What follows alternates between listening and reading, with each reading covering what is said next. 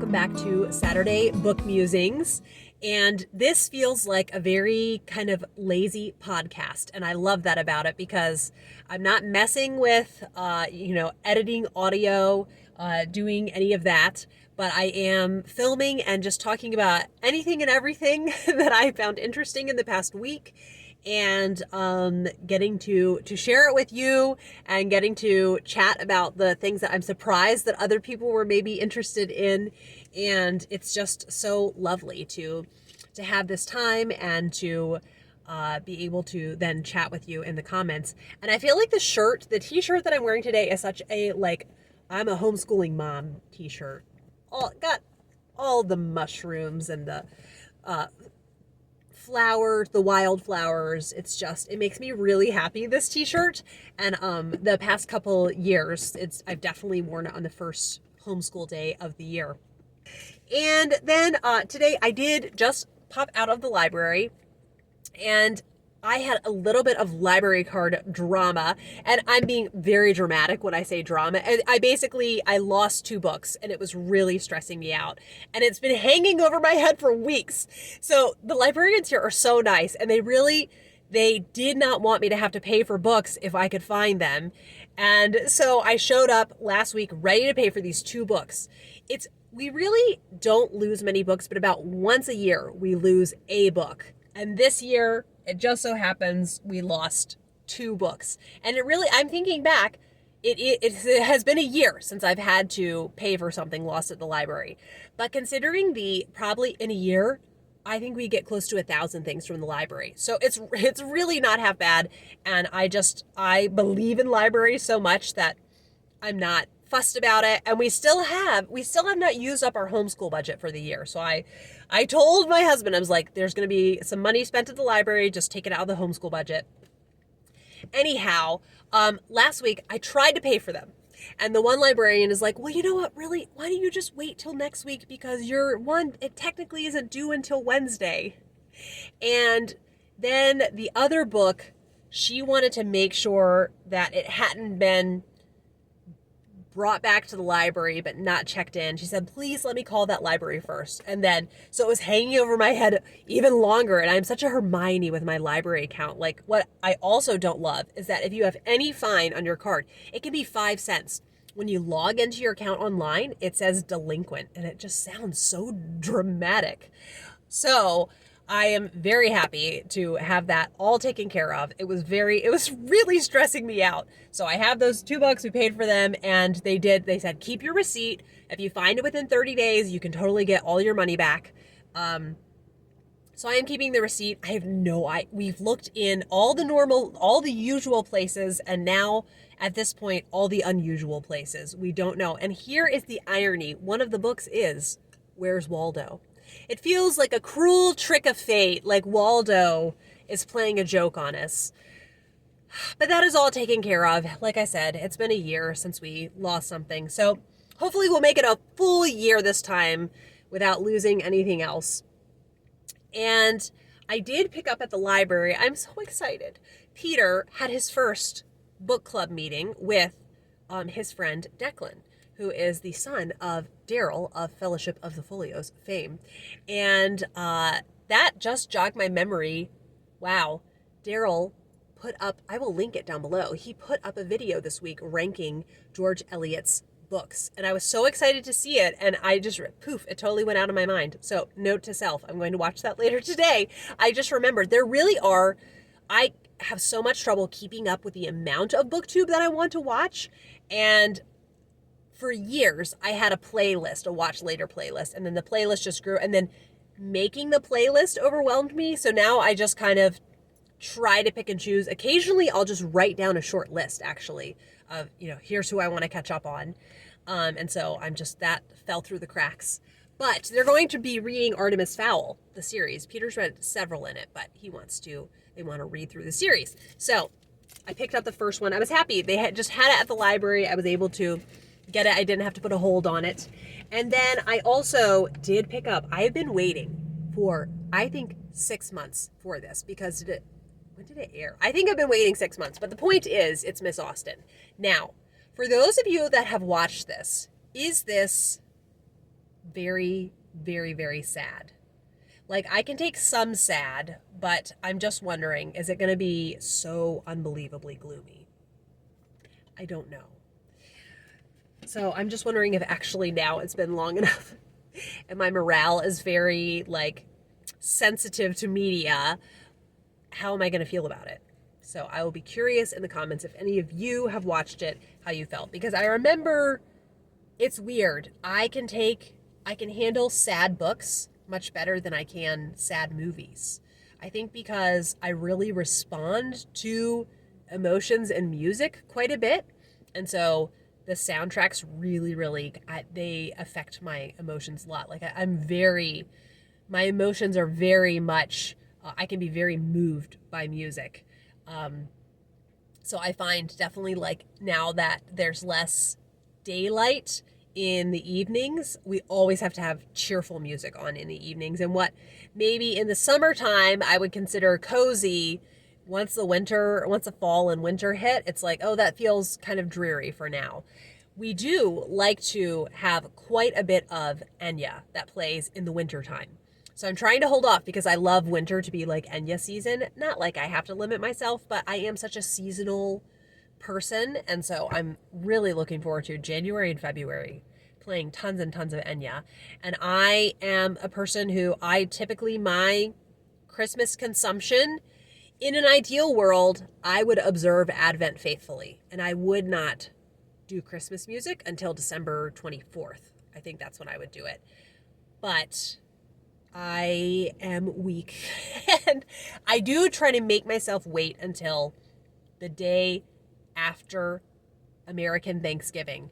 There was one year I let myself start at the beginning of November, and then by mid-December I was tired of Christmas music, and that was so sad.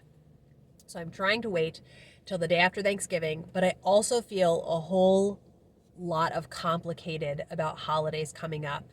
And with the state of my physical health, it's like part of me kind of wishes we could just fast forward past Thanksgiving and Christmas. It's just, when you are chronically ill, holidays, for some reason, it's like they feel like a magnified reminder of the fact that you're chronically ill.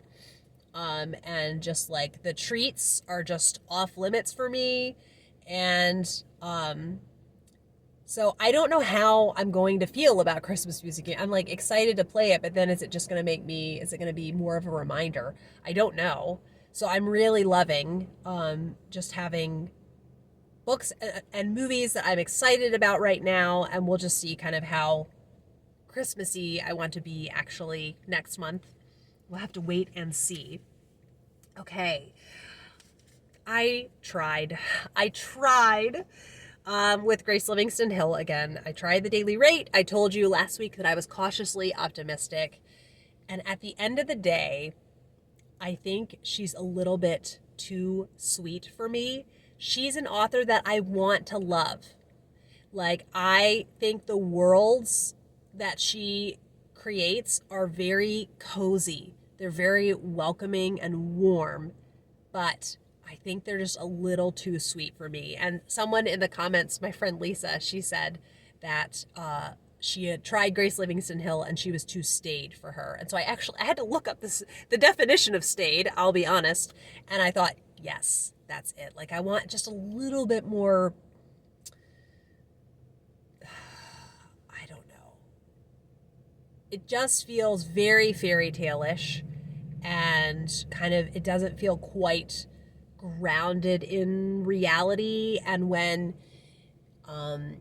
faith is a part of the narrative, I love for it to feel quite organic. And kind of with Charlotte Mary Young, hers feels very organic and authentic. So we just need more Charlotte Mary Young available on audio.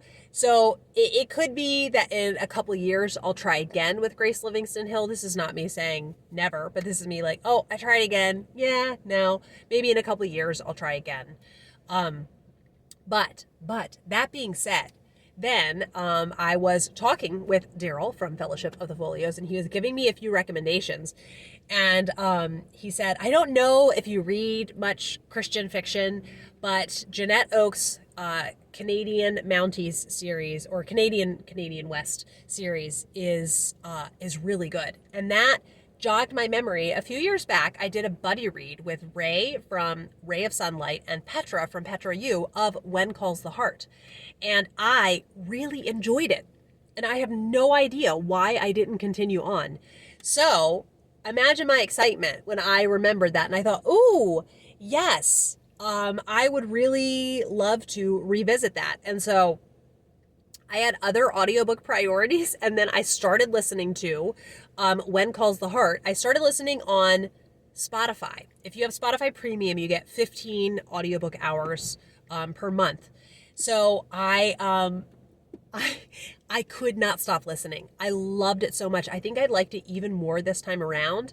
And I felt so basic with being so invested in the romance and so like, oh, I can't believe it. I'm so excited. Like, I just got very invested in the romance, and I just felt like it was so dreamy, and I cannot wait to continue on.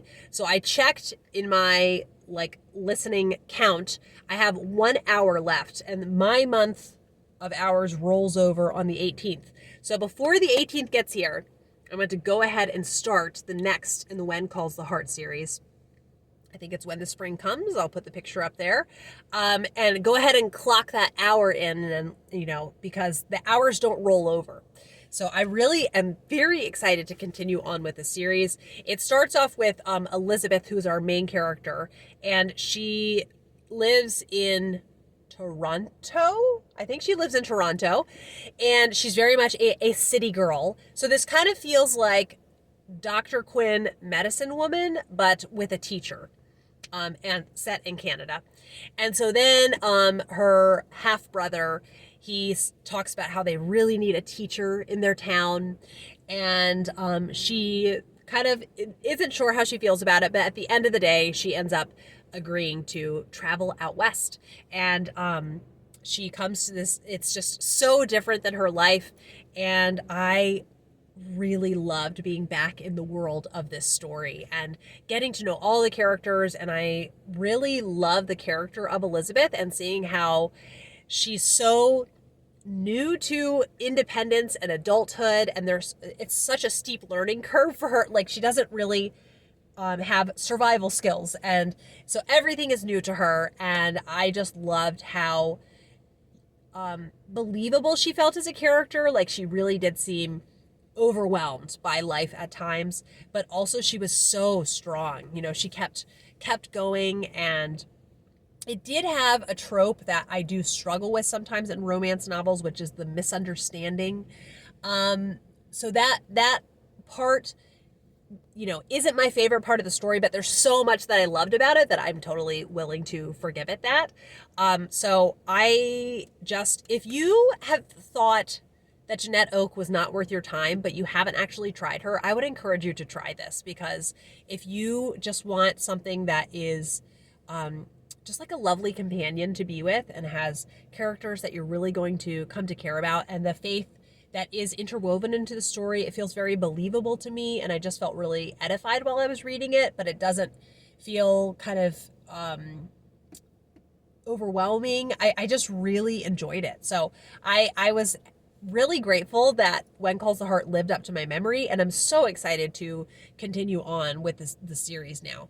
And I am really surprised. You know how sometimes you're just in a certain reading mood, but you can't figure out what the reading mood is? And so now, based off this and some other books that I'm going to talk about, I have realized that I am just in the mood for whimsical children's literature and Christian fiction. And I did not see that coming from a mile away. I wouldn't have, I guess the whimsical children's literature shouldn't surprise me. Some years I'm most in the mood for it, around middle grade March time, but I'm finding I'm just really loving soaking in good children's literature. So then let's see, what else do I want to talk about? I guess I'll just go in order. I was thinking of trying to do all the books first, but my list is chaotic. So it is what it is.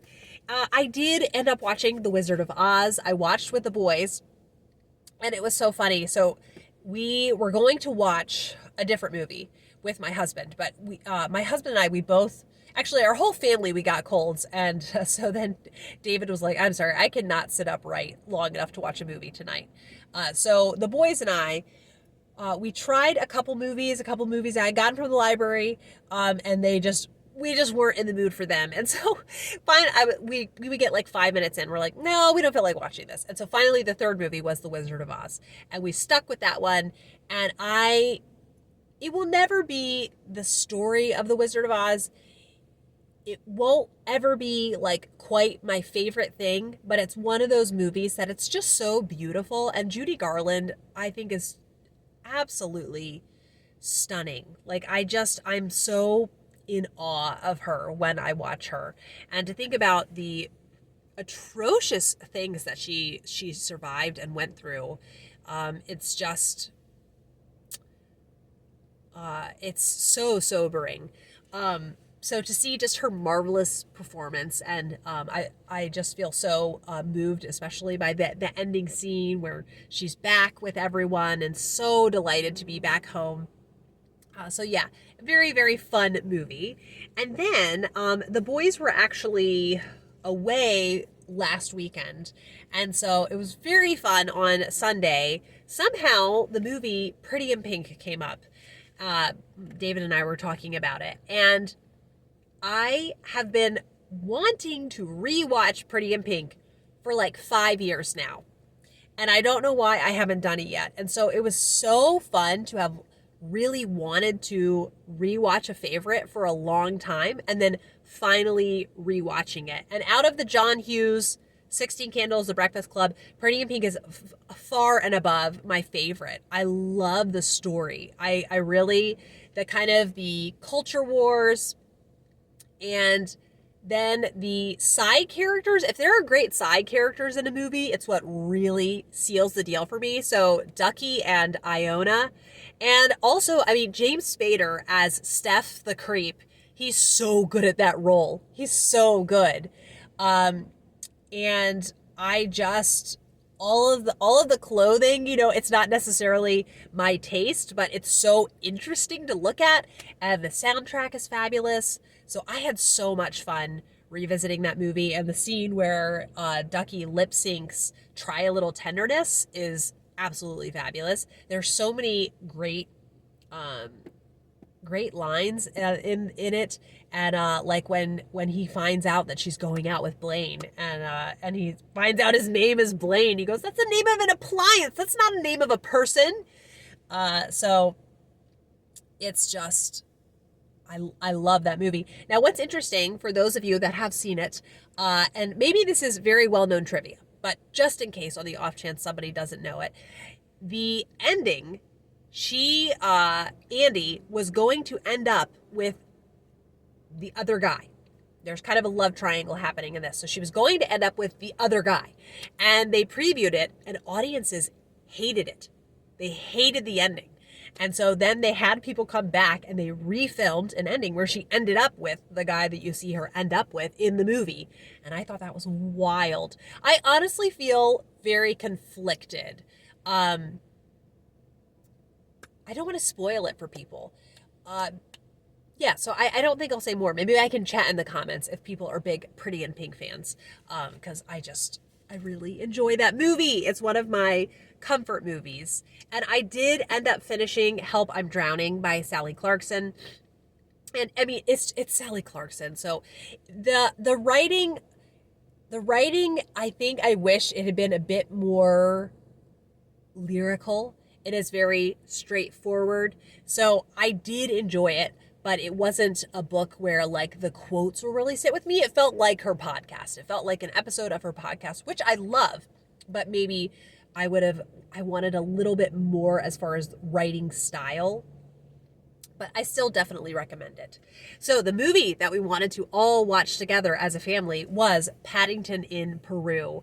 our family are the hugest Paddington fans. Maybe not the hugest. I'm sure there are some very big Paddington fans out there, but we love Paddington. And I did not read any of the books growing up. And so it was when I was on BookTube that I was first reading Paddington. And it just charmed my socks off. Like, I could not believe how glorious of a world the Paddington books are. They're so charming. Like, it's something about the fact that it's a very ordinary world, but with a bear that can talk in it. I can't handle how cute it is. I love the books. I love the books. And so then, I think I was a little bit skeptical about the movies, but I kept hearing people say, like, they're really good. So I finally watched Paddington, and I completely loved it. And it's been so fun because it is very rare that there is a feature-length movie that my husband is happy to sit down for. There are a few that are his favorites, but also with the boys, like, oh, come on. It's really hard to find something. And so then Paddington 2, I couldn't believe how much I loved Paddington 2. And they feel like Christmas in movie form without actually being Christmas movies. Do you know what I don't know if that idea conveys clearly, but I was very nervous about Paddington in Peru because it's in Peru. It's not set in their cozy little English home. And I would have loved if we could have seen it in the movie theater together, but it came out right when Peter's immune system was at its absolute lowest. And just his immune system was very, very low. And he was doing the like most intense chemo that he would be doing. So there was no way we were going to the movie theater. So I was very excited. The library had the DVD. And so Monday night we watched it, and it was so good. It was so good. I was just so grateful, and we all thoroughly enjoyed it. And as the title explains, Paddington goes to Peru. His Aunt Lucy is missing. And a couple things that were really fun is that Olivia Colman was in it. And I really love Olivia Colman, but there aren't a whole lot of movies necessarily. Like, I'm not interested in The Favorite. I'm not interested in ever watching The Favorite. Not my normal vibe, but Broadchurch, season 1, I loved. It is very intense, but I did really enjoy it. Season 2 had an event in it that, like, I wish I could unwatch season 2. It was too heavy for me.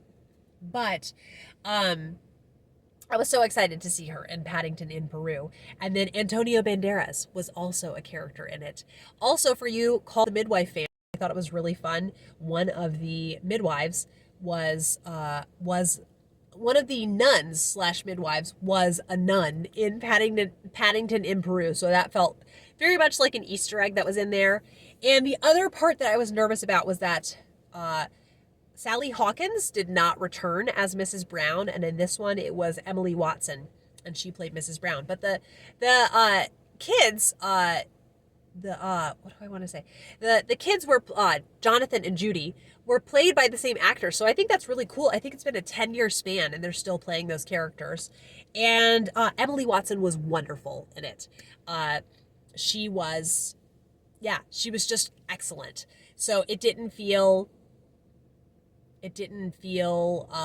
super off without Sally Hawkins. Like, I really liked her as Mrs. Brown, but Emily Watson did a really good job. So yeah, if you were hesitant to try Paddington in Peru, I really recommend it. Those movies are just so lovely. Then the new morning time audiobook I've started with the boys is Peter Pan. This is a children's classic I have never read, and I just as soon as I was like a chapter in, I thought, yes, this is precisely the kind of book that I'm in the mood for. And it's really interesting to see kind of the very simplified version that then the Disney cartoon evolved to be. And I love the Disney cartoon. Again, I say books and movies are separate entities. And I think I totally understand why Disney chose to do what they did with the plot in it. And I love that cartoon. but also I'm loving this book. And I am finding, if any of you have seen the Mary Martin Peter Pan, that's the musical that I grew up on. I don't know if we owned the cartoon of Peter Pan growing up, but I watched that a lot as a kid, and the songs come right back to me just thinking about it. So a lot of the plot elements there are faithful to the novel. I'm just completely enamored with this book. It's so incredibly whimsical. With Nana the dog, she is their nurse, and it's just like, it's kind of like Paddington being this talking bear in an ordinary world.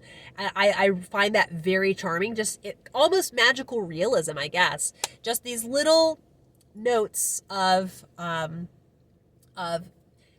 magical things, but set in the actual real world. It's quite charming to me. And so we are a little over halfway and can't wait to continue on with it. So I'm really excited to have, sometimes I try children's classic and I'm like, oh man, this is one either I should have read it as a child. Why didn't I read it as a child? Or I wish that I wish I could love it, and I just think it's one that I'm not meant to love. So I was very nervous going into Peter Pan, because if I continued to not read it, then I could just continue to say, well, I haven't tried it, so I don't know. But I have tried it and I'm loving it. So I'm really delighted that we are making time for it. And then I watched The Jungle Book, and I have to say, I cannot believe how much movies can cheer me up. Like, I watched it yesterday, and I was feeling really discouraged about chronic illness things, and it's just like my mood completely brightened just watching The Jungle Book. Nothing has changed about my life circumstances, but there is just some sort of magic with Disney cartoons, and it's just delightful. This morning, while I was painting my nails, I did start watching Bedknobs and Broomsticks, and I've been a little nervous, like, will I like it? I don't know.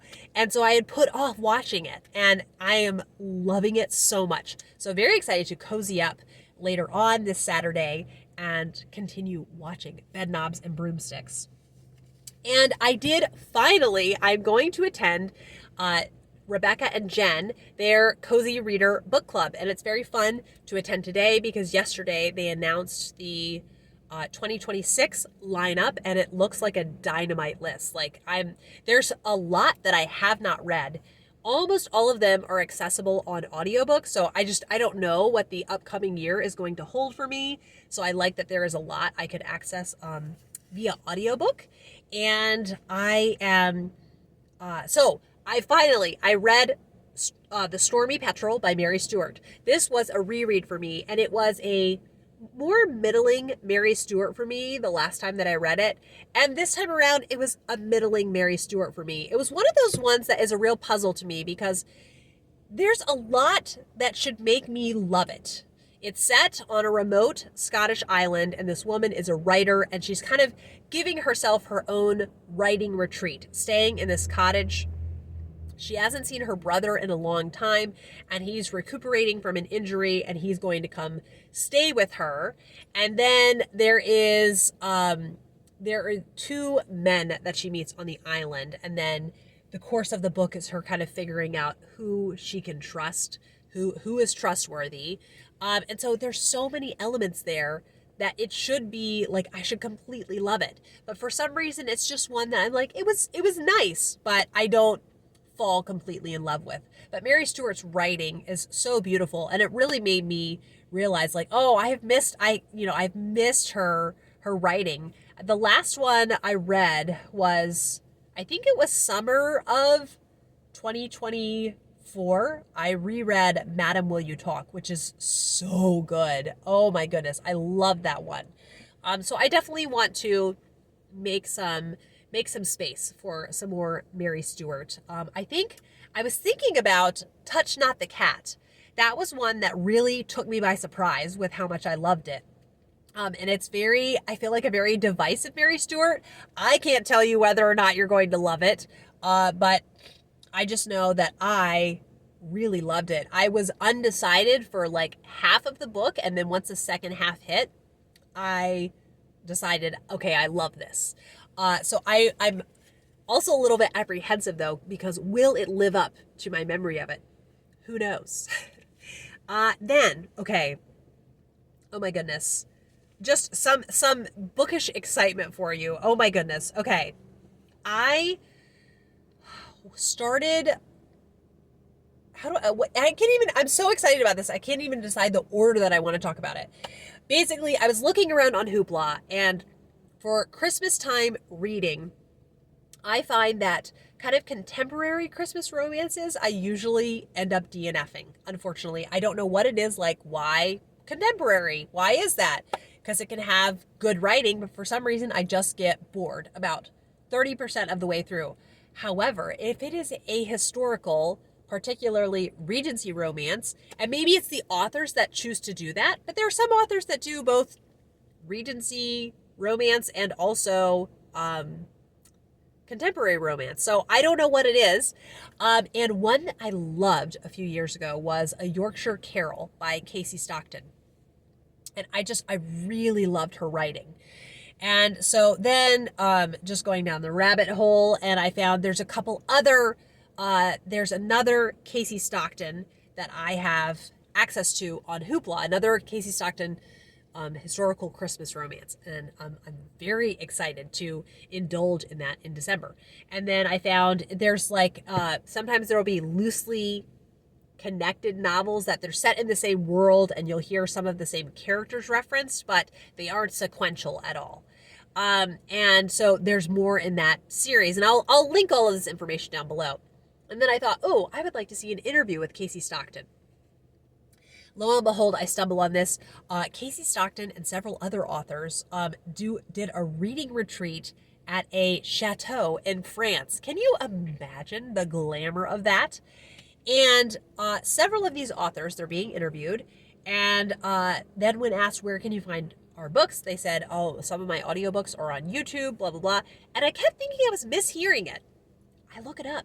These authors, just lovely, lovely people that they are, have put these professionally recorded audiobooks for free on YouTube. I was astounded. And to this person who right now cannot read physical books, you have no idea how excited I was, especially because there was one Kasey Stockton Christmas title called All is Merry and Bright, picture inserted there, and Hoopla did not have it, and I was so bummed, and I was actually really close to using up an Audible credit on it, along with, I found she has a historical Scottish series, and I was really close to using up a credit on that.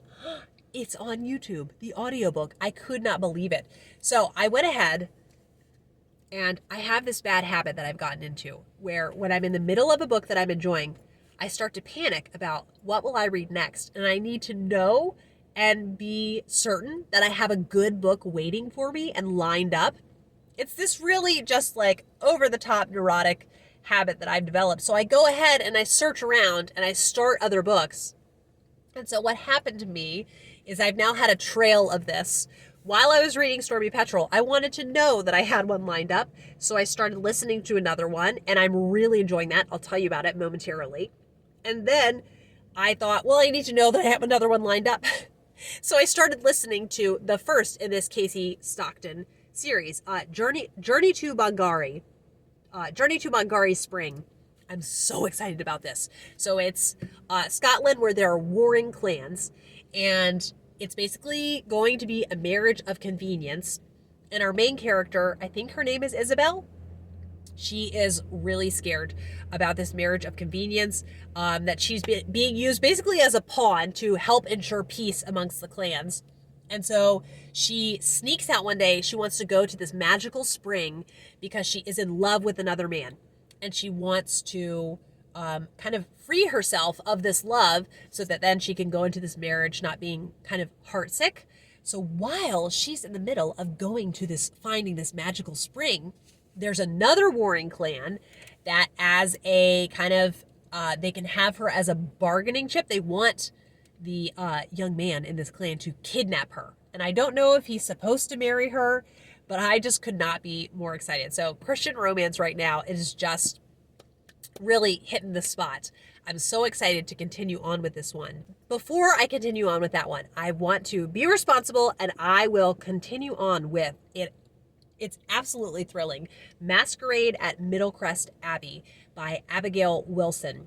I cannot remember how I found out about Abigail Wilson, but she writes Christian romantic suspense. And the first one in the series, no, not a series, just the first book that I read by her was called Midnight on the River Gray. And I still vividly remember it. I read it last year, and it has a really interesting twist that I just did not see coming. Maybe I should have, but I didn't see it coming. And so I've been meaning to read more by her. And I saw the library had Masquerade at Middlecrest Abbey, and it starts off rough. There is an incident with a highway robber, and so I thought, I don't know, like, is she just going to be a one-off author where, I like that? But I had only listened to about 15 minutes, and I thought, let me give it just a little bit longer, and good gracious, am I so glad that I did. Oh my goodness. It involves a marriage of convenience, and I have to say, out of kind of tropes that are in romances, marriage of convenience / fake dating, they are just right up there for me. Something about that as an element, I just find it's a really interesting dynamic to see your characters put through. And there's maybe like a little bit of grumpy and sunshine happening, which is another element that I just love, seeing kind of contrasting personalities together. And so there is this unwed mother, and it's in the Regency era, so that's a really, really big deal then. And then there is a widower. And there's a lot of intrigue in this. There is some spying that's happening. And then there is some murder, now that I'm about 30% into it. And just the sustained tension building that she has, it feels as strong as in Victorian novels. And that's why I love finding kind of Christian romantic suspense, because I find in modern thrillers, the way they have tension, the way they try to keep your attention is to just have shocking events, and really just kind of like graphic content. Whereas this, there are surprising things that happen, but I'm never like, oh, why did I read that? And that's just, I feel like I have whiplash often when reading thrillers. So it's like just I couldn't ask for a more like to my taste romantic suspense book. And I'm just on the edge of my seat. I cannot wait to know what is going to happen next. And I'm so grateful. Abigail Wilson has, I think maybe 5 or 6 more books out, and I have no plans on stopping. And I think actually that's the only audio that my library has. So I do think I'm willing to, I've been hemming and hawing. I have a couple Audible credits. Like what is worthy of these credits? What is worthy of me using up on? And I think I want to buy some Abigail Wilson. So I'm really excited to continue on with Masquerade at Middlecrest Abbey. And then I have started listening to my morning devotional audiobook is Confessions by Augustine, and I am still completely blown away by it. I'm loving how accessible it is. And his mother, Monica, I just love her so much, and how she was so dedicated to him and so wanted him to take his faith for his own. And I'm so excited to see her prayers answered. He has not yet converted, and so she's just praying so vehemently for him. But my nighttime audiobook, because I had checked out a bunch of books on Hoopla at the beginning of the month because I wanted to use my credits, or at the end of the month, I had a bunch of credits. So I was like, why don't I just check a bunch out? And so I finally did end up starting a reread of J Curve by Paul Miller. This book is essentially about union with Christ, what it means to die to self every day and to rise with Christ. And it is unbelievably practical and profound. And it's this really special combination, and I'm just really loving being back in it. And growing in holiness is so painful. It's awful. It's awful. And bad is not hard is not the same thing as bad. It's one of those instances. And so if you're looking for kind of anything to do with union with Christ, I think J. Curve is an excellent, excellent book. And so this week, I did want to share a couple more things before I sign off. And one of them is one of the prayers from Prayers Ancient Made Modern. I meant to bring my copy with me to share with you, but then I realized I had actually shared this one in a text message. So now I have to scroll back. So I have a lovely, I'm just so grateful. There's a group that I share and we're praying for each other and they're praying for me. And it's just really, really lovely. So on Thursday, such a frustrating day. Like I had this appointment there's a new angle I have on one of my health issues, and I think maybe I'm onto something and it can really help reduce my pain levels and help improve my quality of life. And so I had this appointment. I was going to get imaging and I was so excited. It was going to be a very productive day. And then I show up and I find out they canceled the appointment and they said, I don't know why you were trying to see this department. You need to be seeing this department. Knowing nothing about my history and knowing the department that they say I need to see, I've been working with for 7 years and they have done nothing for me. It was so soul draining. And so I had brought my copy with me of Prayers Ancient Made Modern. And I just thought it felt so fortifying. It says, "Stay with me, Lord, and let me find my rest in you. Let me delight in you. What can be compared with your peace that surpasses understanding? If I lack your peace, nothing can bring me any good. If I have you, my highest good, then I will lack nothing. I rejoice in you. Let the gospel of your unfailing love in Jesus Christ disperse these clouds of gloom. Show me the light of your love and fill my heart with your peace. Truly, my heart is restless until it finds its rest in you alone. I can never be satisfied with less than you. Amen." And it says it's adapted from The Way of Eternal Life. And I've tried to find kind of what specifically the book, The Way of Eternal Life is, and nothing's popping up. But it really is I just got so worn out by pinning my hopes on my physical health improving. And so now to kind of shift my focus to know that actually at the end of the day, it isn't the most important thing. This life right now, this is the prologue, this is not going to last. And just know, my husband has said, nothing good could happen to me for the rest of my life and it would be okay. And obviously, it sounds a bit like a platitude because there's some really hard things that people have to live through, but just the actual reality of the situation is that it's okay if nothing good would happen, because in light of eternity, and those days are very frustrating. Don't deny, I cried many tears that day. But by the end of the day, once I rode the wave of emotions, I wasn't despairing. I was very discouraged, and I feel like I have this mountain in front of me. But I know that everything that's happening, it's very reassuring to know that everything that's happening is the plan. Capital T, capital P. It is the plan. Would I pick it? No, I wouldn't, because sometimes the plan stinks. But it is the plan. And we just have a very small view of it. So I was able to get an appointment with this kind of angle, this department at another practice, and it's happening this week. So I'm really, really hoping it's productive. It's just this season of what I find really challenging is to continually trying to be at peace with whatever will be, but then trying to kind of have my hopes up not too much before an appointment that could end up being really helpful. It's just a whole overwhelming mess. So I'm just more grateful than ever. You know, these books that I'm very excited about, these movies that I'm very excited about. I just, honestly, sometimes I'm surprised that I can still enjoy things.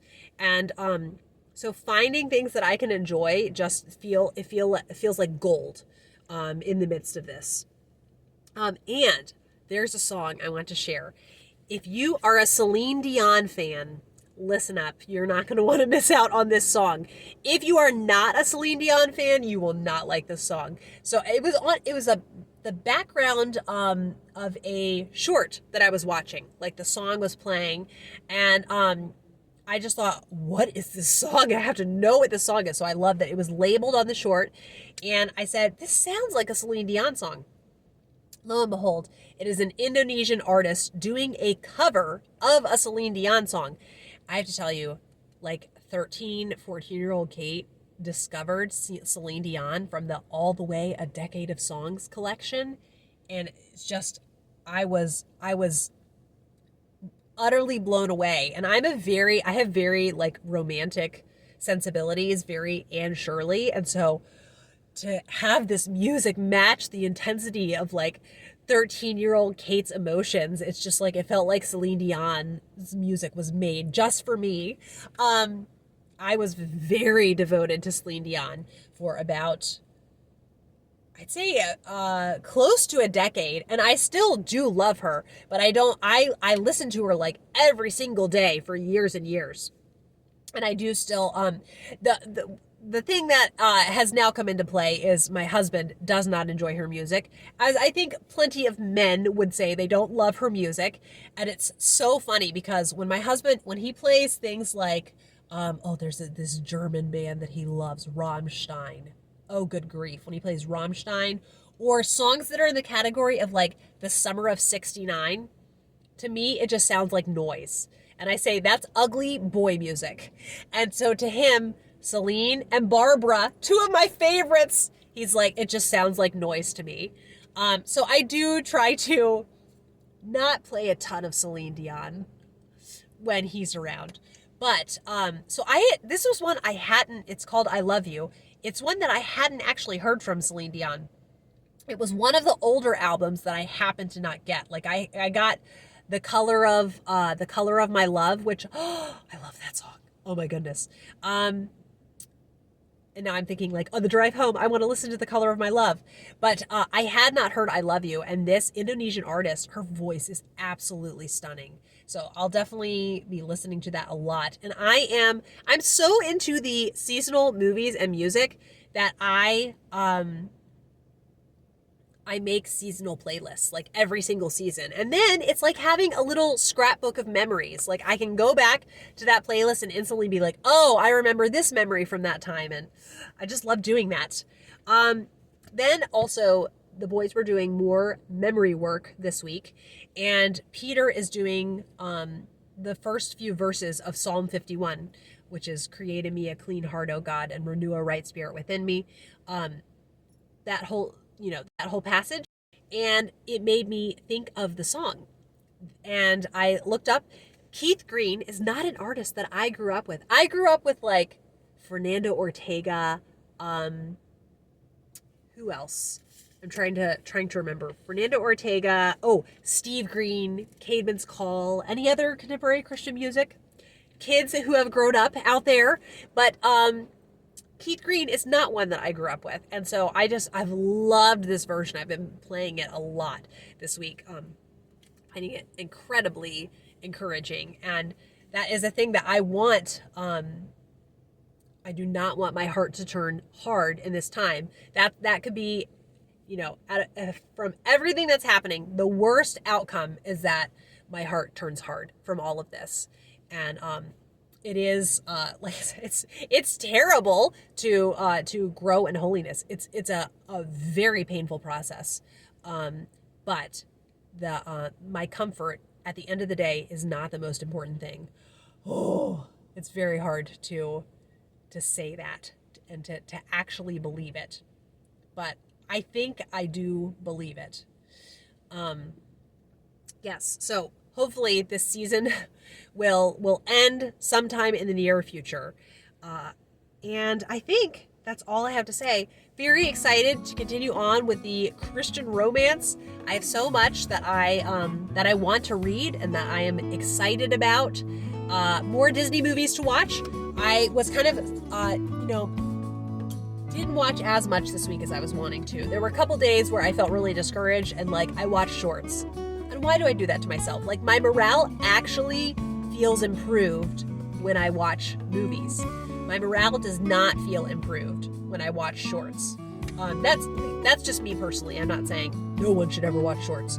Although I do think they're bad for the attention span. But all to say, I want to continue indulging in whimsical things that really just feel like a balm to the soul, a balm to the spirit in this time.